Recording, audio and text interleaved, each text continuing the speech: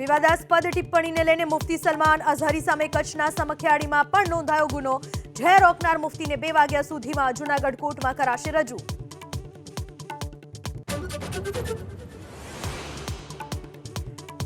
ભાવનગર મહાનગરપાલિકામાં ગેરવહીવટનો મેયરે જ કર્યો પર્દાફાશ। બિનજરૂરી રોડ બનાવવાના રેકેટનો પર્દાફાશ કરી મેયરે ખાતમુહૂર્ત કરવાથી કર્યો ઇનકાર। અધિકારીને કરાયા સસ્પેન્ડ।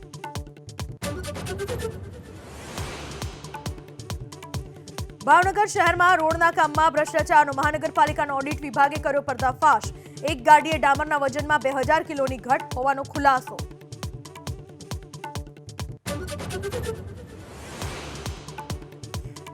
ગાંધીનગર કમલમમાં આજે નાંદોદના પૂર્વ ધારાસભ્ય હર્ષદ વસાવા જોડાશે ભાજપમાં। રાજપીપળાથી 6 બસ અને 100 થી વધુ ગાડીઓનો કાફલો ગાંધીનગર જવા રવાના।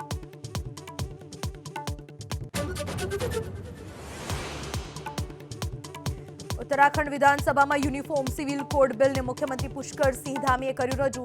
બિલ રજૂ થયા બાદ વિધાનસભાની કાર્યવાહી સ્થગિત। લંચ બાદ બિલ પર થશે ચર્ચા।